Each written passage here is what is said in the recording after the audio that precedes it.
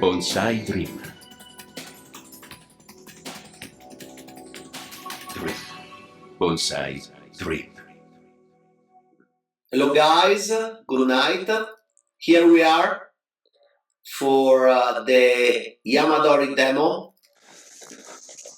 So, just a teaser, a video of me collecting Aspetta un secondo, un atto. Scott Feynman. It's great to go in the mountain and find good pieces to become a bonsai one day. It's a great experience. Since I started with bonsai 30 years ago, living in the middle of the mountain, I always had a chance to go for Yamadori. Thank you, Brandon, for letting me know the sound is good. Perfect. So, here we are. So, you know, Yamadori is a big topic into the bonsai world. Often I do lecture on Yamadori. I have a pretty good experience on collecting trees in nature. As I said, I live in the middle of the mountains, so since I started 30 years ago with the local club, we was used to go out and find the trees. When I was younger, I started going around, just in the neighborhood of the city. I live in Feltre, in the middle of the Dolomites, and, try to find good trees to become a bonsai one day, trees with potential, and obviously trees that have, some interesting character, and one day they can become a good bonsai.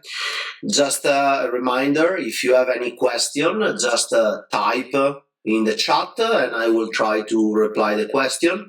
I will do breaks between parts of the talk, and then you can ask me whatever you want, and I will try to tell you my idea, reply.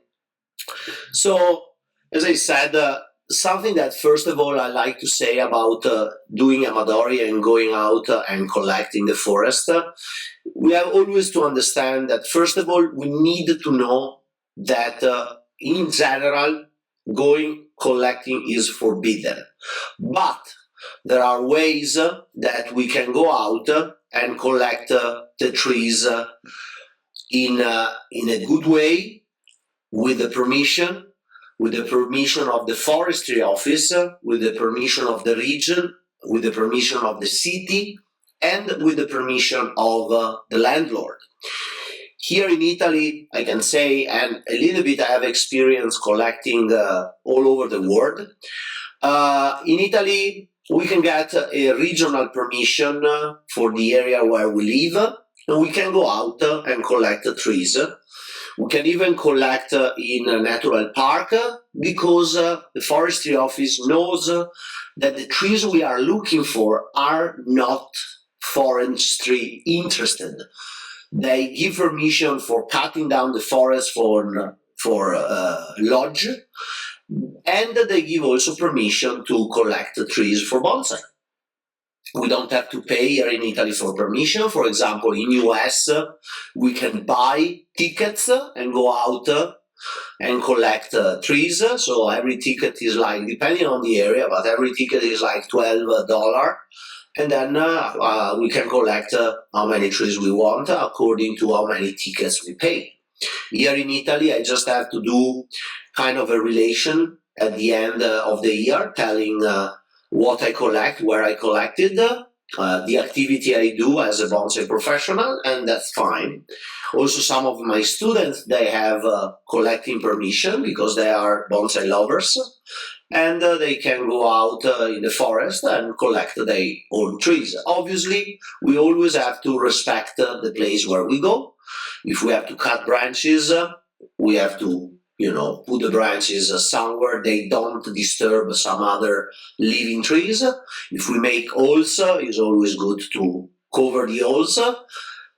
We don't replant trees because obviously in a very harsh condition that will be impossible for a seedling or a young tree to survive. If we plant it, is always better leave a place. Especially you see on this image, this is one of my mugo plates.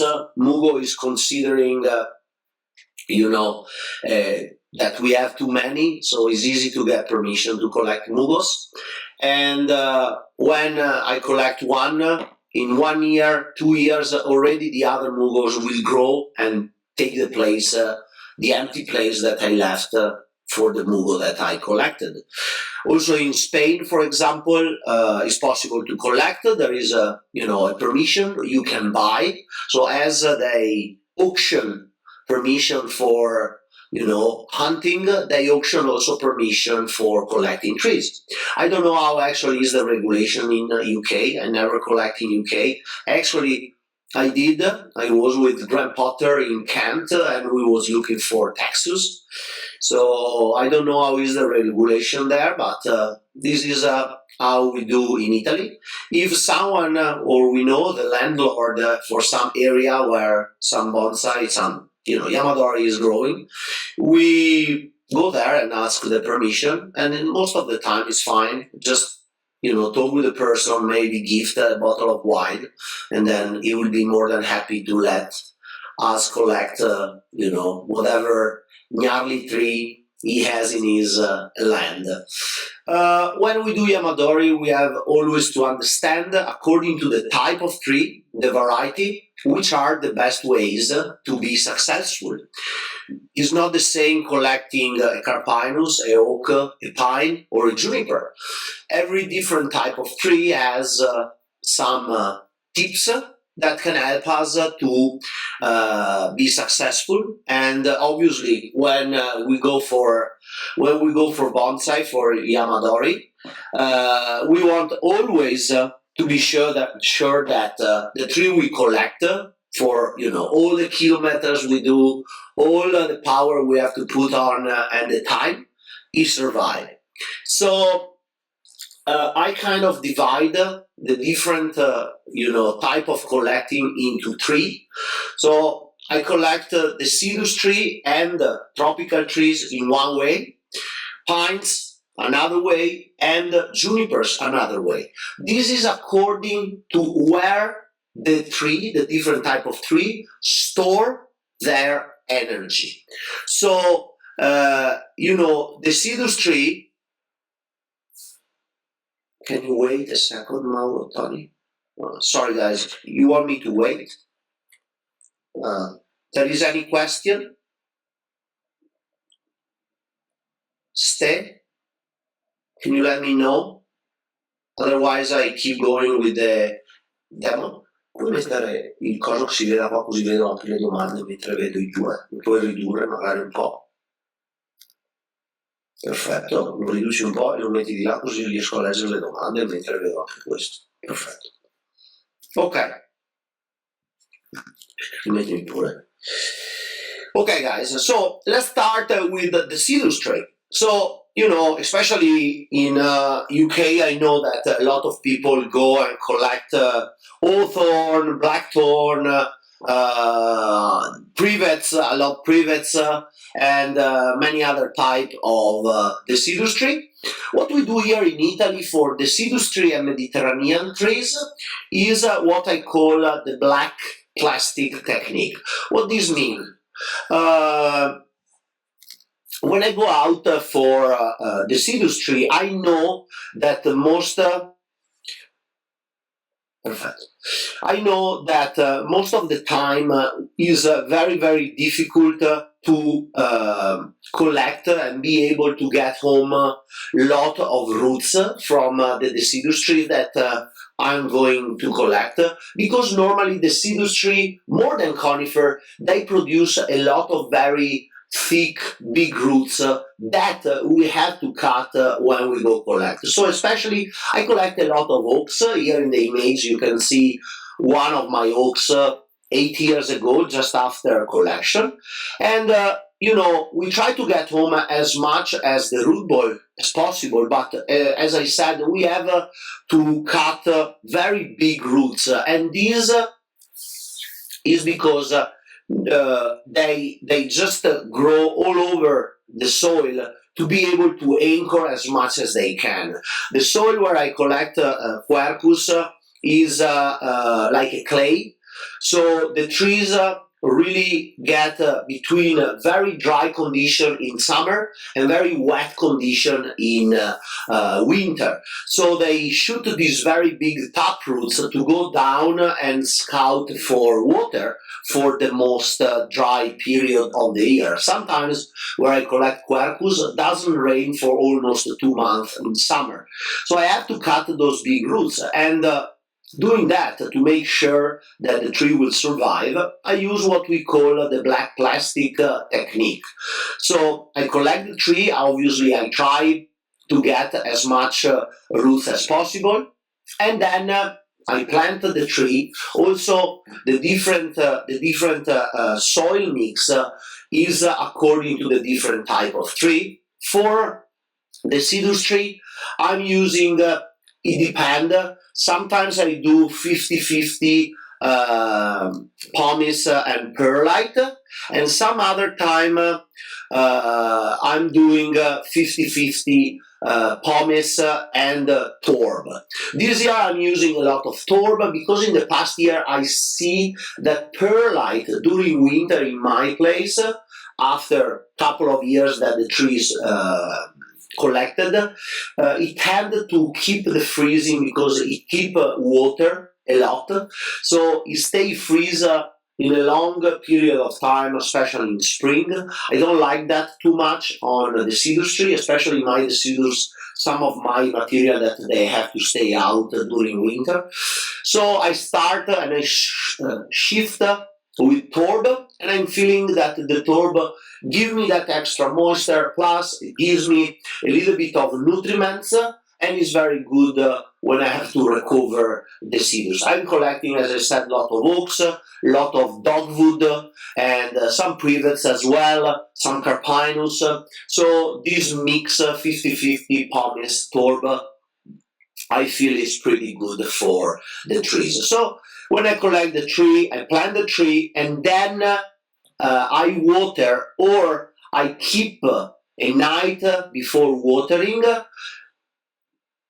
inside of a bucket with water and fungicide. As I said, when we collect the deciduous, we create a lot of big cut.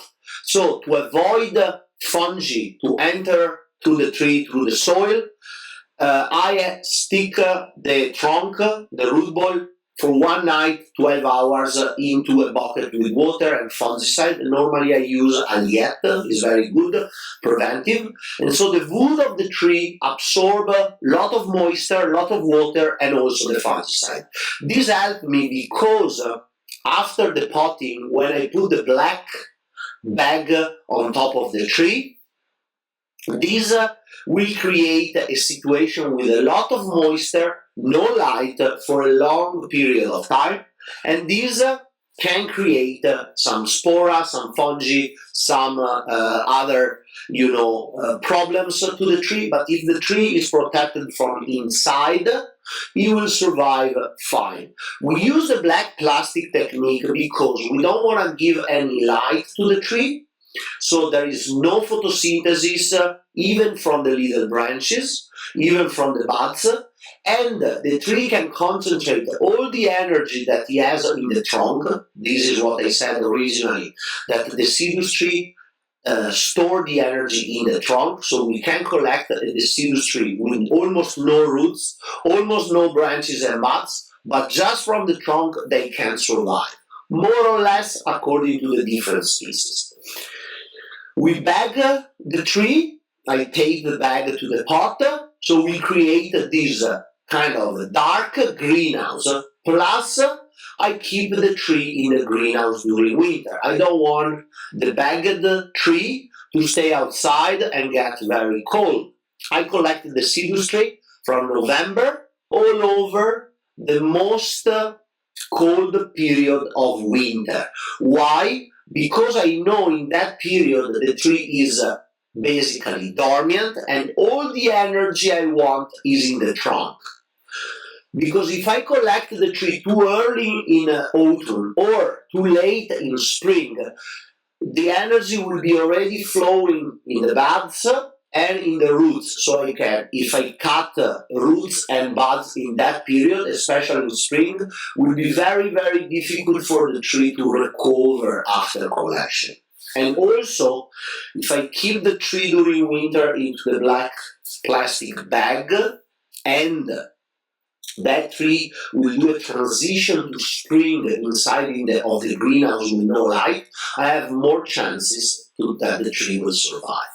This technique I use for the last 10 years is very, very successful.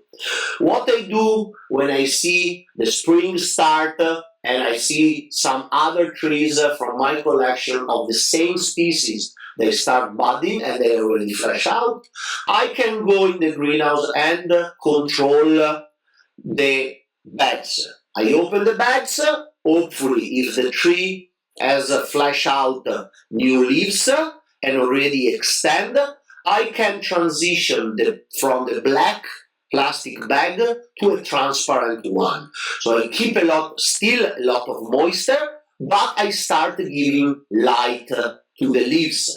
So the leaves will start the photosynthesis, will start creating elaborate sap and going down to the roots to create more roots. When I do that, 1 week normally after I put the transparent bag, I start poking holes into the bag so I can start removing moisture and the tree has to start supporting more and more by itself from whatever the new roots will start sucking from the soil up to the new leaves.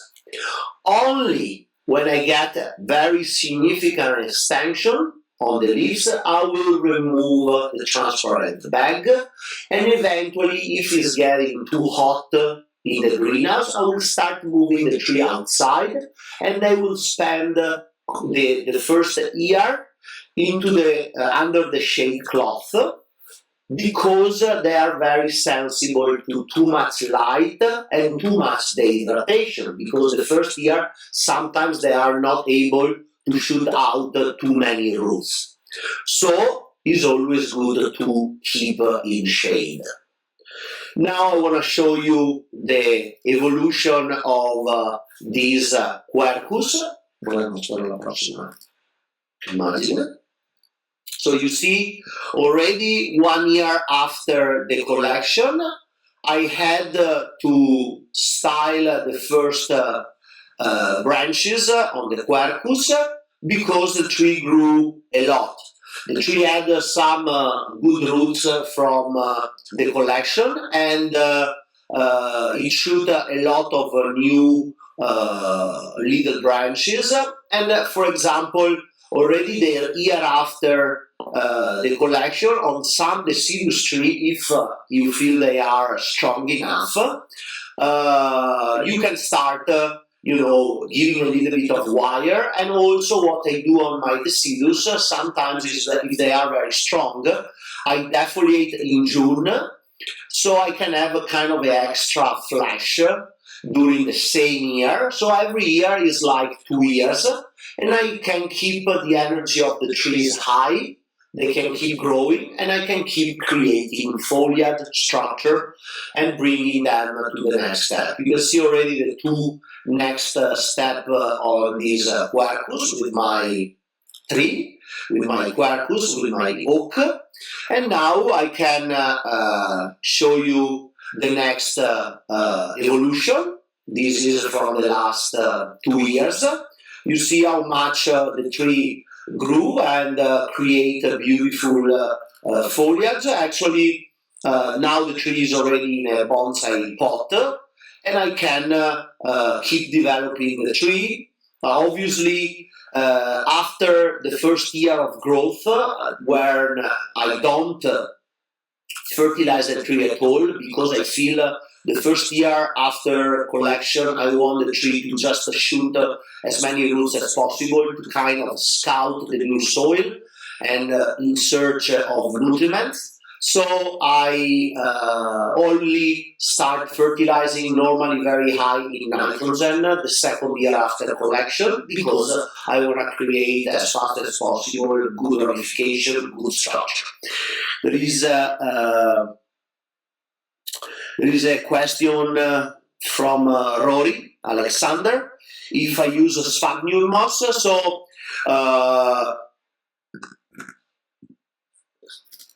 so sometimes I use sphagnum if I need to hold extra moisture into the root ball for some species, for example.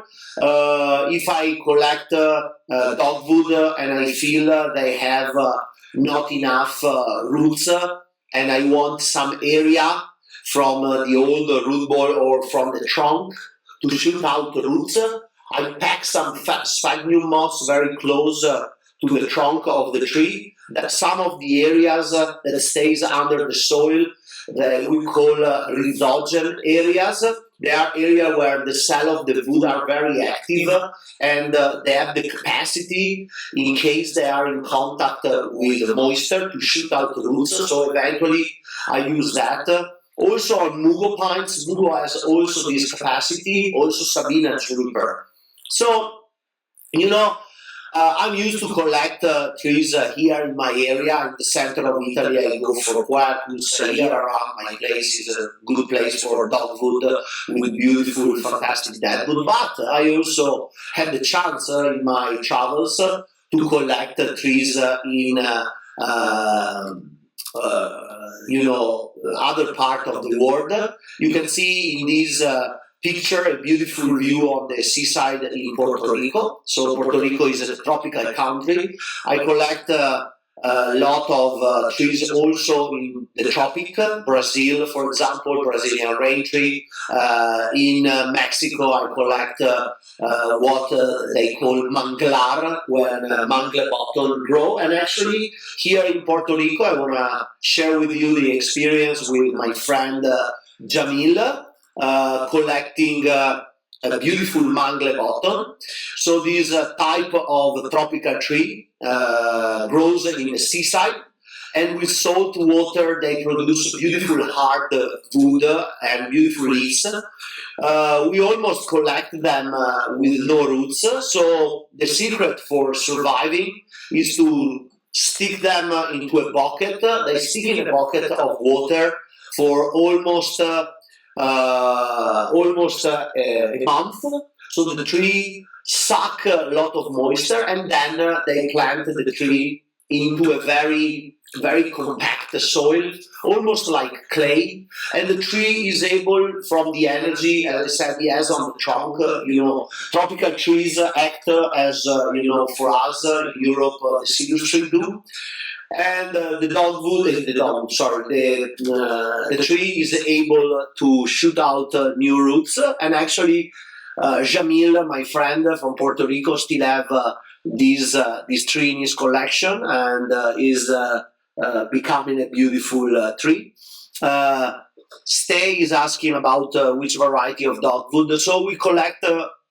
The scientific name here is Cornus mass, beautiful variety of dogwood with extremely hard wood, almost like Texas.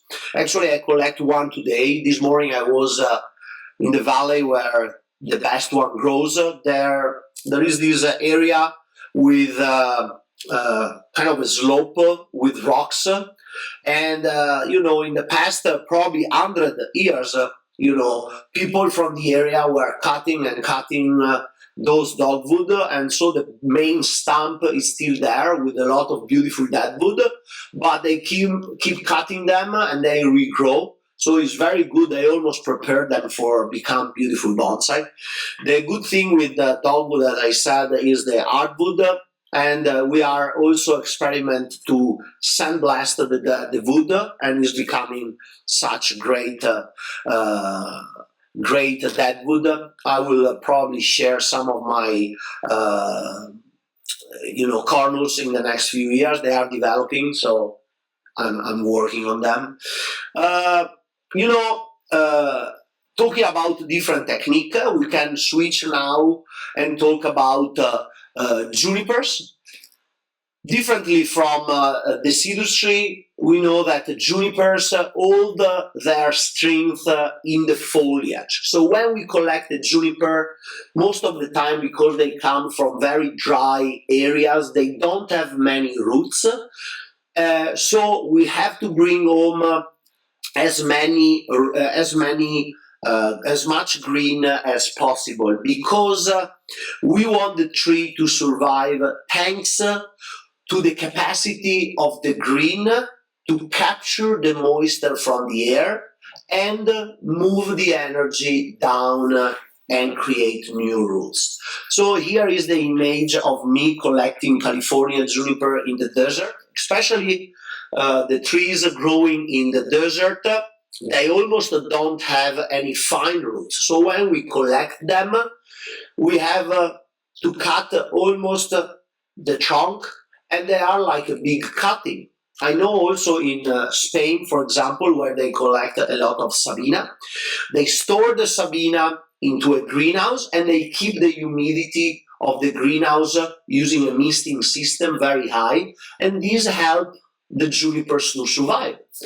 Obviously, not having many roots, everything is related to the foliage. That's the reason why I said that it's good to keep most of the foliage of the juniper when we collect it. So thanks to the foliage, we can create new roots, and eventually later on, when the tree will be stronger, we can start removing some of the green part. You can see on the next image me collecting junipers, California, in the desert. So we try to get a pretty decent root ball, even if most of the time inside there are not many roots. And then we create this misting house with shade cloths. It's very important that the temperature at the greenhouse doesn't go too high. Otherwise, we risk that with a lot of mist and the temperature, we cook the trees. We want to get the temperature down. Sometimes we have to use fans too, especially in Los Angeles, where the overall temperature is super high. So we use shade cloths, and probably 9 times a day we mist the foliage. In this case, and again, it's very useful to use a fungicide, because again, into an environment with a high humidity, we risk to get fungal disease on our trees. So when we plant the tree, we spray the foliage, not the root ball, in this case, differently from the Deciduous.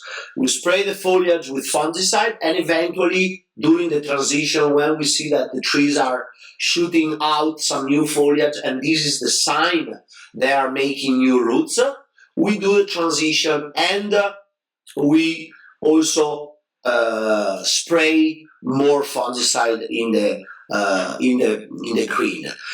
It's important also in this case to do a transition outside gently and slowly. We can't bring a tree from the greenhouse directly outside, because the transition will be too drastic and we risk the tree collapse. So when we see the juniper flashing out and creating new green, we can start reducing slowly the amount of time, the number of time we missed during the day. Normally we start with 9 times a day, and then slowly we reduce the number, reaching out that we are only watering the roots once a day. That will be the sign that the tree is strong enough, and we can slowly make the transition outside. And because the tree is a conifer, so is very needy in sunlight, as soon as we feel we was able to rebuild a good root ball, so the tree shoot out good roots, we can do the transition outside and and put the tree in full sun. Differently, as I said, for the deciduous tree, when we use to put the trees and keep the trees in shade for the first year. Little parenthesis, also when I collect larches, I don't put the larch outside in full sun the first year of growth. I treat the larch almost like a deciduous tree, and I protect it from the direct sun for the first season, and I only show the full sun the second season after collection. You can see now on the next image, this is a Sierra Juniper I collected in Sierra Nevada 6 years ago. The tree was in the middle of the rocks and just the soil. And after 2 hard hours of work, me and my friend Ned, we was able to dig the tree. As I said, these trees, they almost come out with no roots. The tree had a lot of tap roots going between the rocks, searching for moisture, and not many fine roots, but we was able to make it survive. And you can see how big is the tree, and it didn't have too much foliage because probably it was almost going at the end of his life. The area where he was growing probably didn't get too much water during even the season, so the tree slowly was going down. You can see normally when they start losing a lot of foliage and just shooting out some single flash, they are struggling to survive. But after we collect and kept in the misting house, the tree really react very well. And here you can see the picture from last spring 2020. I was in US, and was 4 years after collection. The tree was very, very strong and was ready for the first styling. So I spent a good day styling the tree with my friend Andy, and you see that the tree got is a typical bluish color.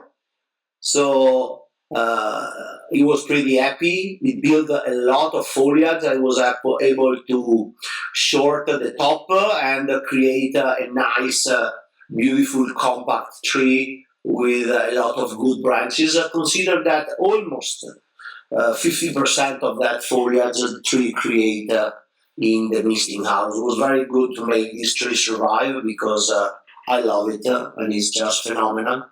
So you see on juniper, in terms of soil, normally when I collect juniper, I like to use pumice, either if I am in Europe or in US.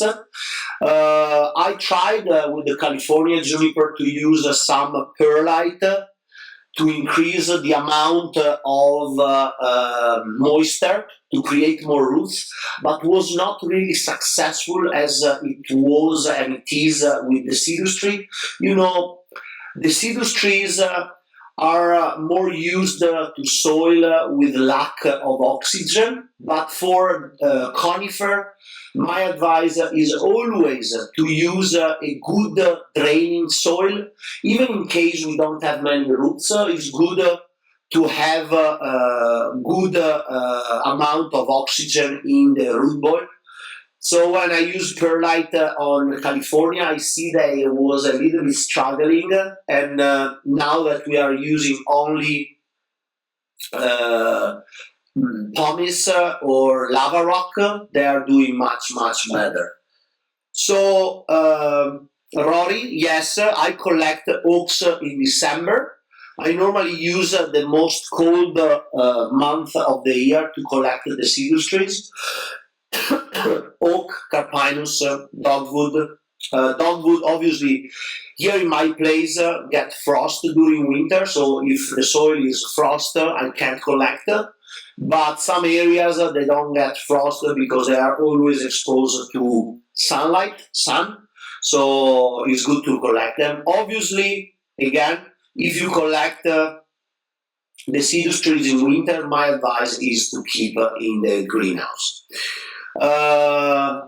Andy is asking what is a torba. Torba is a torb. So it's just this kind of a organic black soil you can buy in the nursery, and in some other part of the torb of the world. For example, in South America, they don't have torb, but they have what they call pine bark. We have pine bark also here in Europe and in US. Pine bark is a little bit acid, but is still good for some species if you don't have access to torb. Now, we can shift to the next type of tree. If you guys have any question about junipers, collecting junipers in general, let me know. Otherwise, I will shift to the next type of tree. I'm a pretty big fan of collecting, and as I said, I was able to experience collection in many parts of the world. Obviously, in US, I most of all collect junipers. Here in Europe, I concentrate my collection on pines. I love pines. And I also collect a lot of deciduous trees, as I said, especially oaks. I'm also finding good places to collect hawthorn. I know that in UK you have a lot of beautiful hawthorns, especially in Wales. So probably a good technique to make them survive is the black plastic technique that I know for sure someone in UK already use, and definitely with success. So if there is any question, otherwise we can start talking about pines.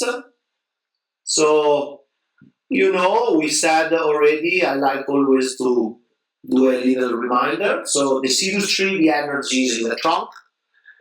Juniper, the energy is in the foliage. And pines, the energy is in the roots. So when we go for, when I go for pines, I need to be sure to collect only the tree with the best root ball possible. Sometimes the branches are very long, so I have to cut the branches, but I have to collect the best root ball possible. Here is myself collecting Scots pine in France, beautiful twisted Scots pine, and I was able to collect a lot of very fine roots, because normally when the Scots pine grows in clay, like you can see there, they don't produce many long tap roots because there is no oxygen, and Scots pine hate the lack of oxygen in the root ball. They grow also in symbiosis with mycorrhiza, so it's always good to bring home a good root ball with fine roots and mycorrhiza, because these help us to the process of recovery for the tree. Normally, I collect the Scots pine in spring and also during a good window of time in summer. I don't collect pines when they are maturing the candles into the new needle, because that's the period where they need a lot of moisture, so the roots are pumping as much moisture as possible up to mature the new flesh. So if I collect the tree in that period, and I have obviously to manipulate and cutting and also to give stress to the root ball, I risk that the tree will lose completely the new flesh for the year. Eventually, it can die, or will be too much stress for the tree. So I avoid that period. But early spring is very good. Summer is also very good because in the collecting place, the trees for the heat of the sun, they slow down all the process. And it's good because in my place it's much fresher. So as soon as I move them in my place, and it is much fresh, they restart growing and they start already recovering. It's always good to collect pines when they are flashing, they are moving the energy up from the roots. So the recovering systems, the recovering process is faster. You can see in the next image, I bring the tree home, and before planting the tree, I always move a little bit away the original soil and I free some of the roots. So already some of the fire roots from the tree, they get into the new soil. For the pine, I use very big pomace because, as I said, they need a lot of oxygen to develop good roots and mycorrhiza. The original soil, the clay, is definitely no good for the bonsai or for the growing of the tree because obviously we tend to water the tree, and sometimes we water the tree too much. We need to be careful because a Yamadori with the original soil, normally the original soil is very, very compact. That tree will have a problem if we water too much. I tend to keep my pine, especially if they have the original soil, very, very dry. Even in summer, I water maybe two times a week because I don't want to risk that the roots that are still in the original soil, they will start dying for lack of oxygen. I can start the process of root rotting, and then I can risk to lose the tree because those roots are not breathing. So I tend to clean part of the root ball as soon as I bring the tree home and I plant the tree, and then as soon as the tree is strong again, maybe 1 year or 2 years, the sign will be when the buds start having, when the new flesh start having 3 buds at the end. That's the sign I can repot the tree. I never work a pine before removing almost completely the original soil. Otherwise, as soon as I give any sort of stress from work to the pine, I risk that the tree energy will go down, the roots will slow down the absorption of moisture, and they will start having problem for lack of oxygen in the roots, and they will start dying.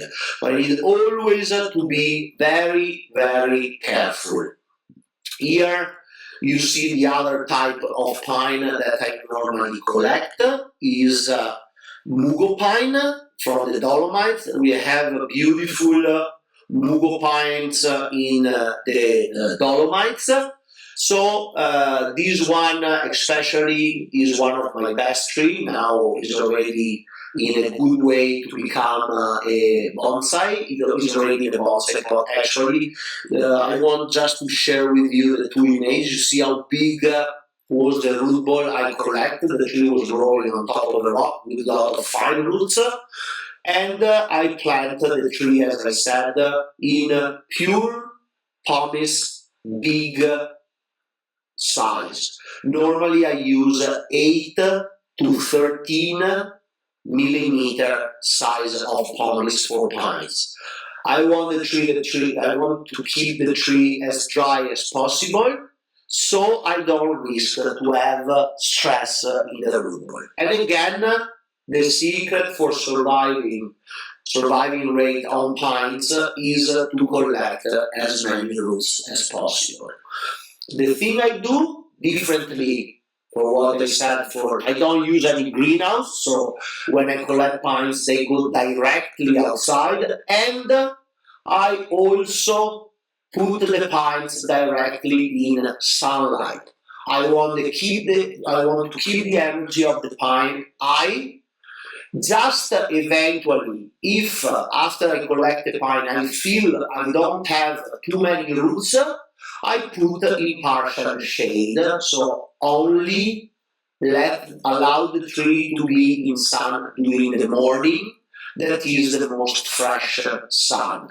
I don't expose the pine to the afternoon sun, that especially in summer is the hottest sun that can dehydrate very fast the tree if the tree doesn't have too many roots. But as you see on the next picture, I always try to get as many roots as possible. I prefer to get a very big root ball at home and then slowly clean that root ball and free some of the roots rather than collect a tree with few roots, and obviously I decrease drastically the surviving rate. Almost 95% of the pine I collect, they survive because I'm always very conscious to collect just the ones I know they can make it. I prefer a beautiful tree in the mountain than a dead tree at home. Also because we have always to remember, as I said at the start of the video, that we need to respect, respect nature. We need to ask permission. We don't have to just go out and dig whatever we want, whatever we think is good. We have also to understand which trees have potential to become a bonsai, which trees is possible to collect, and which trees is better to live in the mountain because it's not possible to collect. I'm also experimenting a lot of air layer on mugo pines, especially. Mugo is very good for air layering, for what I said originally about the rhizogen area. Mugo already, like, for example, Sabina juniper here in Europe, they have this capacity of a natural air layering themselves. So when a part of the tree, a branch or part of the trunk, touch the ground and find the moisture, from that part of the bark, the tree is able to shoot out roots. Generally, this happens because mugo pine and also Sabina juniper, they grow in very harsh condition. Mugo grows on top of rocks. So as soon as the trunk finds a new area where it can scout and find soil to suck eventually moisture and nutrients, he is always willing to shoot out roots. Sometimes I also collect some part of the mugos because a branch was able to create new roots, and I can kind of separate that branch from the main original tree and just bring that new tree home. I have a beautiful twisted mugo coming from a bigger tree that was obviously uncollectible, but the branch that was touching another rock has a good root ball. It was basically a natural air layer, and I was able to bring it on. Now what I'm doing, I'm bringing a lot of sphagnum moss, and I mix sphagnum with rooting hormone. I pack the sphagnum around the trunk of the mugos. I put plastic and then black plastic to hold the moisture inside. And sometimes already after 6 months, I'm able to separate that part from the original mugo because, as I said, the bark of the mugo is very sensible to moisture. As soon as you feel the moisture there attached to the trunk, is going to shoot out roots. So it's almost like, creating a new heart for the tree. I can separate plant. Obviously, we need to be careful when we cut and we separate the tree. We need to protect the part that we just cut because mugo wood is very, very soft, and if it stays too long, the hardwood stays too long in contact with moisture, start rotting out. But most of the time, when we cut, we are also able to make that new part rooting. That's very good. Do you have any question, guys?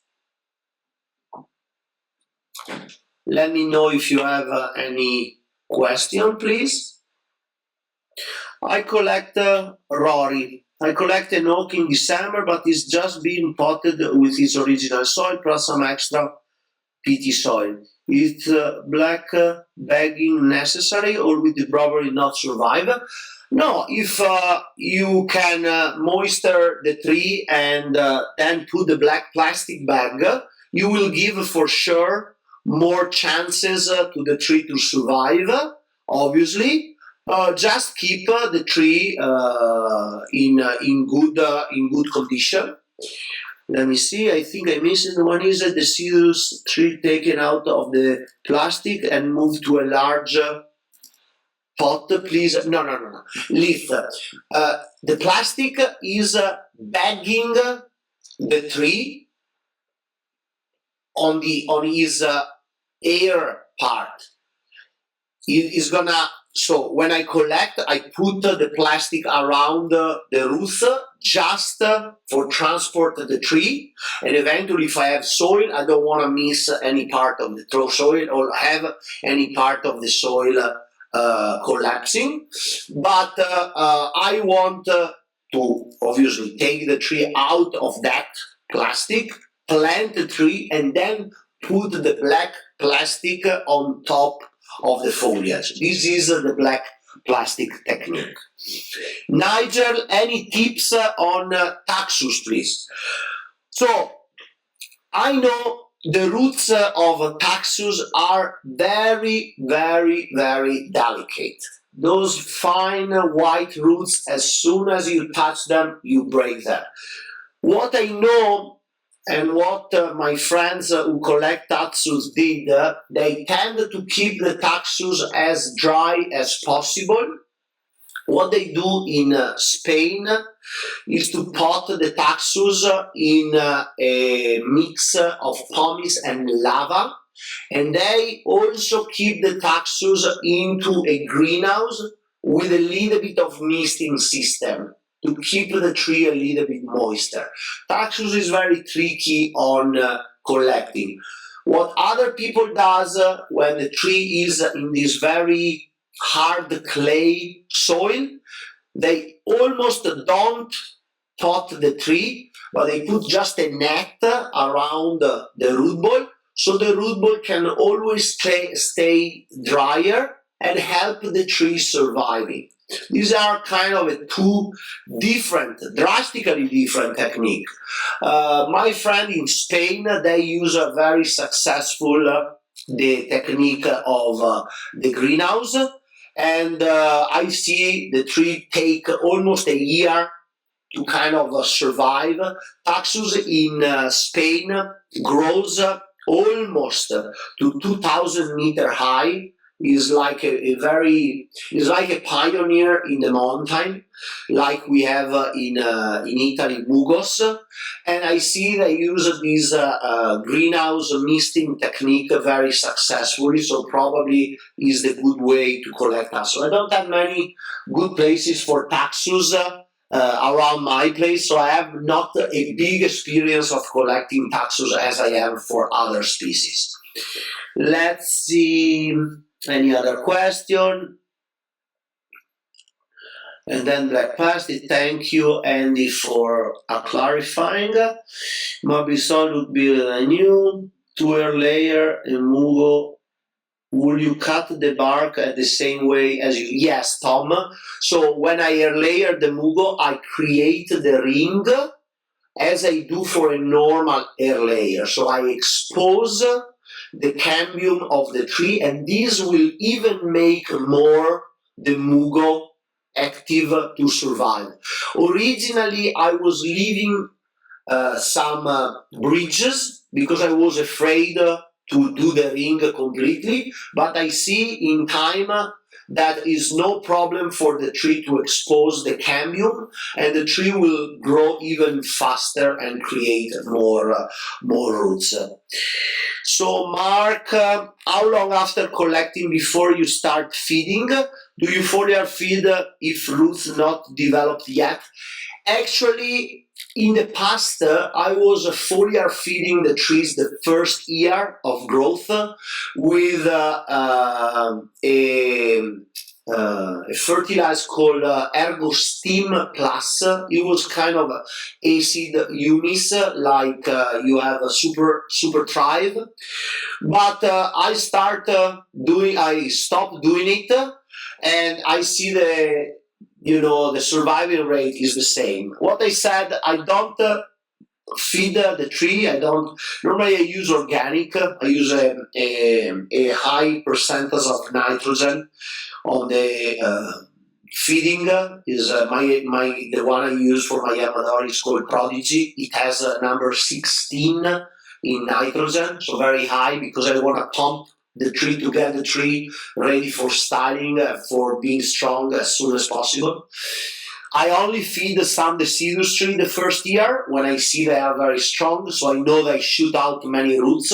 But generally, my conifer, I don't feed the first year. I wait the second year, and then I start fertilizing. So Kevin, how long would a mugo take to air layer, and what is the best time of the year to start the air layering? So it depends how old is the tree, how old is the branch or the part of the trunk you start. Older is the tree, a little bit more difficult is the capacity of shooting out roots. So the shortest was like 6 months. So air layering in May, because it's more or less the period when the snow goes away in the Dolomites. So it's possible to go in the mugo place. It's not possible to go earlier. So from May to the end of summer, let's say September, and I was checking and the roots were there already. So that was the shortest period. The good thing on be able to air layer the mugo already the first season is that the root ball or the new, what I call the candy, doesn't have to go through the next cold winter and obviously get frost with eventual damage for the new fine roots. So if it's possible to root the tree the first season is much better. Otherwise, you have to wait. Eventually, some of the roots will die along winter because winter in the Dolomites is pretty tough.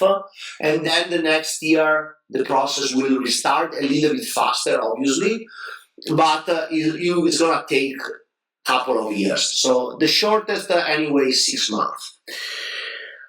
Any tips on feeding Sabinas? So again, as I said, junipers in general, what we did was also, I was talking about the misting system 9 times a day.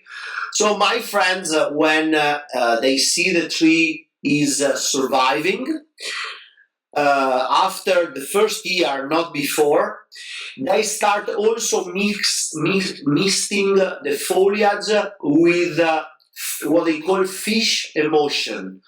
Is a type of plant feeding, also very high in nitrogen, and as I said, with the capacity of the foliage to absorb either water with some micro,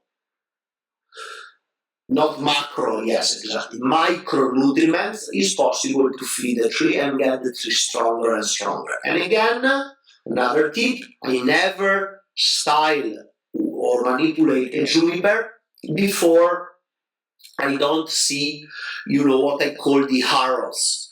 So very strong flesh from the foliage. This is the sign the juniper is ready to be styled, not before. Otherwise, if they just flesh out, in volume, I always wait. This means the root ball is still not there. The moment they have a good root ball, they will start creating these hearts. Any other question, guys? Let me see.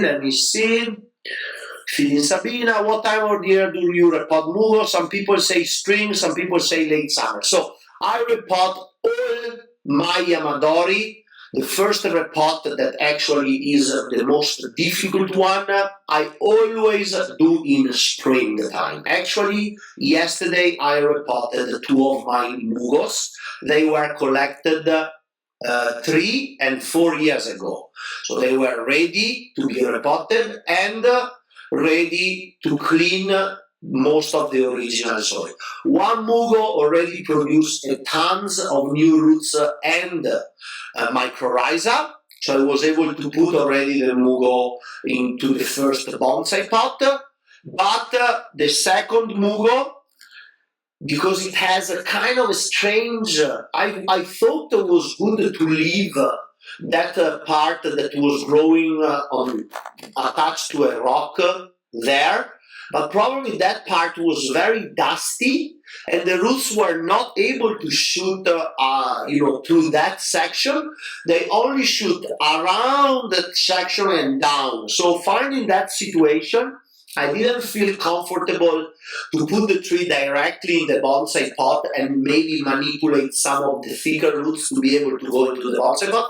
So I prefer to just shift from a big plastic pot to a one smaller, and obviously remove most of the original soil. So I hope this year the tree will grow stronger again, produce many more roots in the 100% of pomies that it is now, with almost no original soil anymore, and then probably 1 or 2 years will be ready to go in the bonsai pot. But at least if it's gonna spend this season well and grow well, I can also start working at the tree next winter, because I don't have any original soil left in the root ball.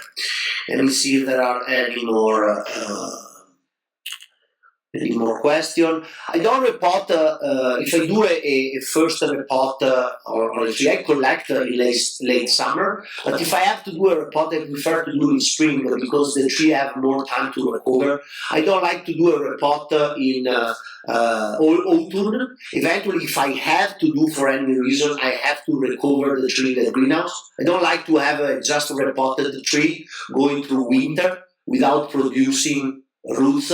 So that's the reason I prefer to do all my repot into bonsai pot or shifting into cleaning the soil during spring. That's the reason I'm very busy right now. If you look at my Facebook page, I just did a repotted large today, and now every day is repotting, styling, depending, collecting as well. So any tips? So there is Izzy is asking an interesting question about the bottom heat. I have a lot of clients using that in the greenhouse, especially one of my clients. He made kind of a bed of pumice with this heating cable, keep the temperature to maybe 25, 26 degrees Celsius. And then after you repot his trees, you sit the pots on top of this bed of pumice. So there is always a little bit of moisture because you water on top, moisture and heat coming from underneath. And he feels, and I feel too, that the heat help the new root to grow. We know for sure that in spring when we repot the tree and we put out and the tree gets some hour of good sun, the heating of the ceramic of the pot will help producing a good amount of new roots. In fact, I'm repotting my trees and putting them directly in full sun because I want the process to get started. Any tips on air layering larch? Larch is a problem. Larch has this very high capacity of creating callus, but at the same time, when we do a layer, from my experience, the tree creates too fast the callus and it doesn't produce roots.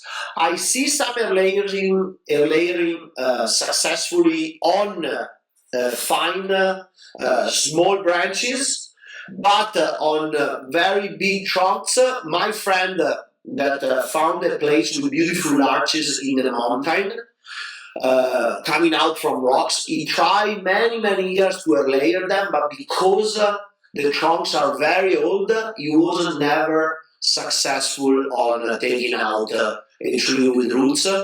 He has just to chisel them out and try to get some fine roots from the cracks of the rock, and that will help him to make the surviving rate. Any tips on feeding Scots pine, please? So, as I said, first year after collection, no feeding. From the second year until I'm gonna work the tree, I feel very high in nitrogen. Then I shift, after I work the tree, I shift with a more balanced feeding. Normally, I still stay a little bit higher in nitrogen the year after styling because I want the structure to set, so I want the tree to get strong. I don't care if the needle stays a little bit longer. I will reduce the size of the needle in time by feeding less, feeding after the tree flesh, and keeping the tree as dry as possible. When the root ball is strong, with good amount of mycorrhiza, we can really keep the pines very dry. This will help, we don't think so, but it's true, will help the tree to stay stronger and will help the tree to produce nice small needles. Let me see if there is any other question.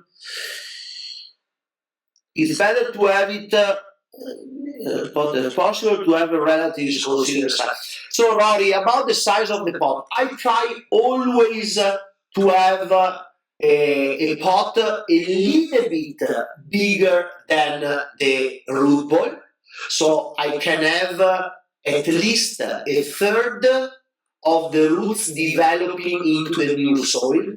I don't want to stay too tight, otherwise the new roots they can't develop in the new soil, and there will be more original soil in the root ball. I can always, as I said, take away some of the original soil when I get home, so I can free already some roots and get some roots, some original roots into the new soil already. This is very useful, especially for conifers, especially for pines. But I always, advise to use at least 1/3 bigger pot than the original root ball. You can see, if you see now the next image, actually, you see this is a Scots pine I collected in France, maybe 6 years ago. And is the tree in the other side, is the tree into the container, getting stronger, and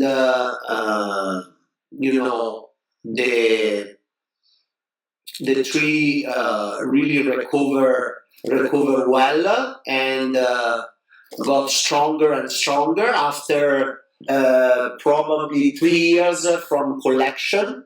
I was able to remove basically all the original soil from the tree.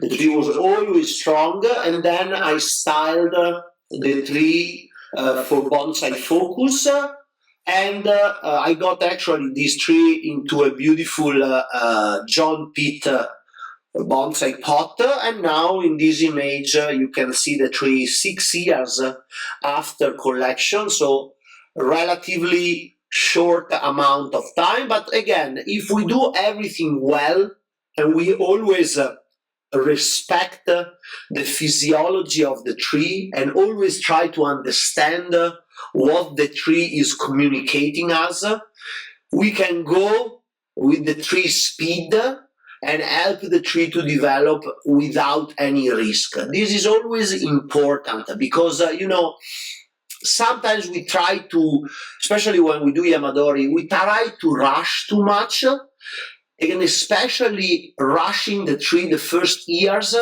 when the material is not, is just surviving, but is not what they call established in the pot. This is very bad for the tree because we have always a tree that struggles to survive, not a tree that is thriving, surviving, strong. We want the tree to be strong and always get its strength up and high. In that way, we are able to create a tree, a bonsai, in a short amount of time and successfully. Otherwise, it will be always a pain, always a tree going down the hill, always a tree, not replying well to whatever we do. We try to wire the tree and then the tree loses branches. We repot the tree and then the tree is weak, doesn't bud out nicely. This is something we have always to remember. Only work when the tree is strong. Always try to learn how to read the tree and understand when is the right time to do any operation. Repotting, styling, bending, everything. This is something very vital for, developing trees successfully. There is any other question, guys?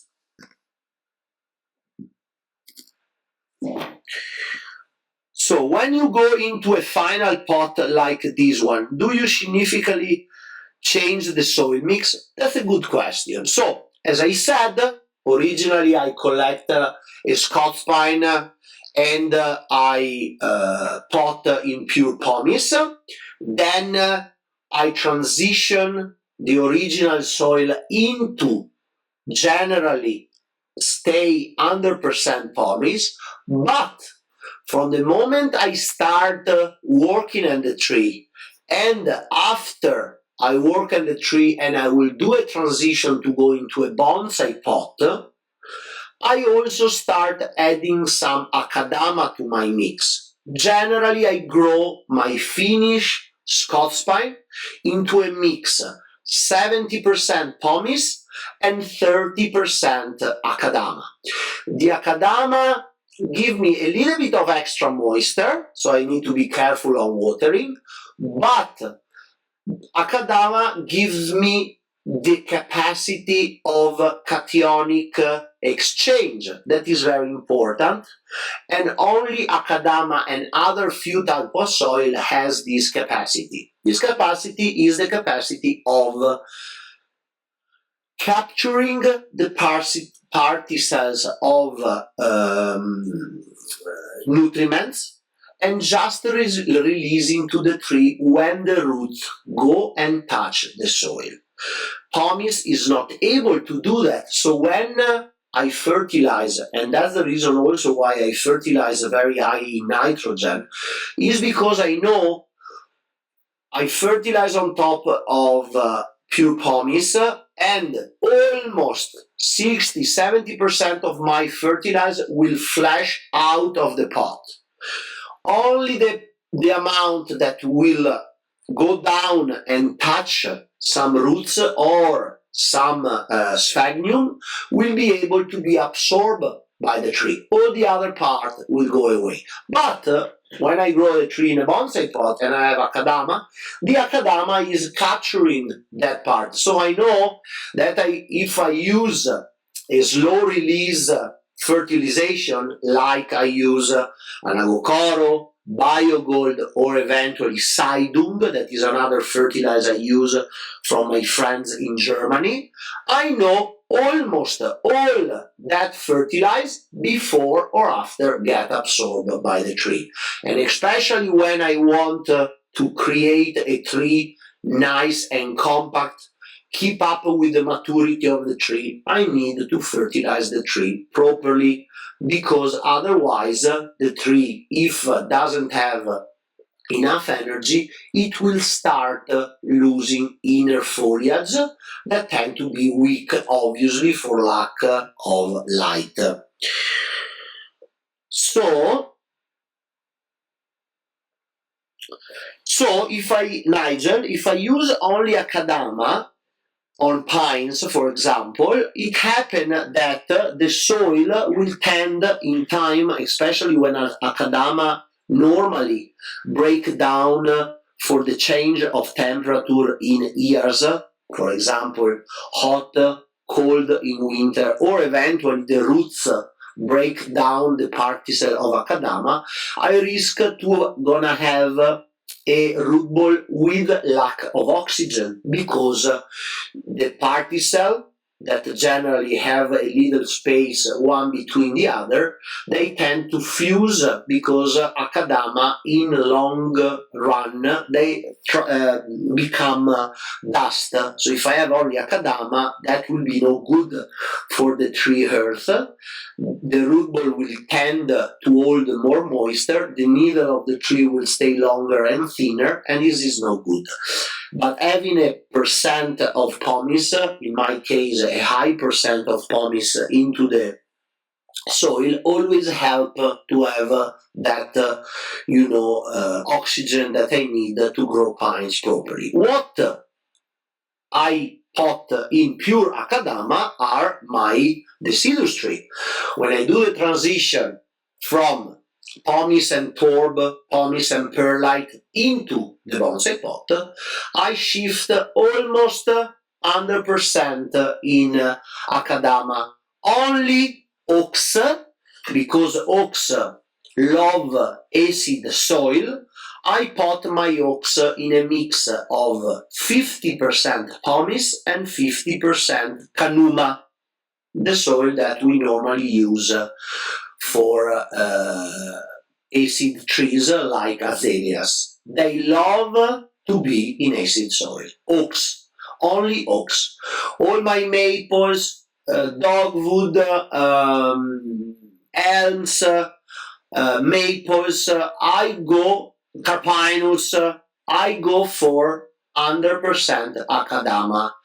If I use the Ibachi Akadama, so the double red band, that is a little bit the harder one, so I can go through many years, even if the Akadama break down, the deciduous tree don't have problem of lack of oxygen into the root ball.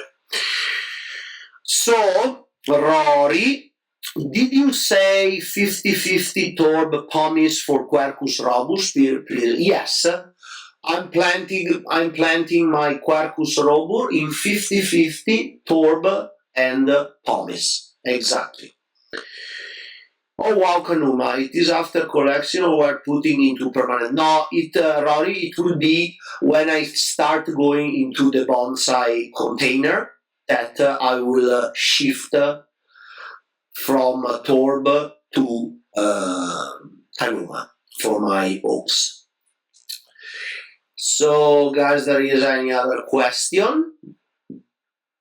You can see here on the image is my bonsai book, Bonsai Dream. It was published 3 years ago, and eventually if any of you is interested on purchasing my book, where I have put together a lot of experience with Yamadori tree and developing Yamadori from all over the world, you can send me an email, send me a message, and I can give you information. I have also a YouTube channel. On the YouTube channel, actually, there are some videos of collecting. There is videos of collecting oaks. You can find on my YouTube channel video of collecting pines, and also video on collecting junipers in California. So eventually you can find more information there. From my side is basically everything. My book, yes, Chris, my book is in English and Italian, so you can learn bonsai and Italian at the main time while you read my book. If you have any more questions also in the next few days, just drop me a message, a private message on my Facebook. So, guys, it's been a beautiful hour and a half of talk. Again, thank you so much. I also have my intensive. I run my intensive here in Italy. And that's it, guys. Thank you. Thank you so much. See you at the next.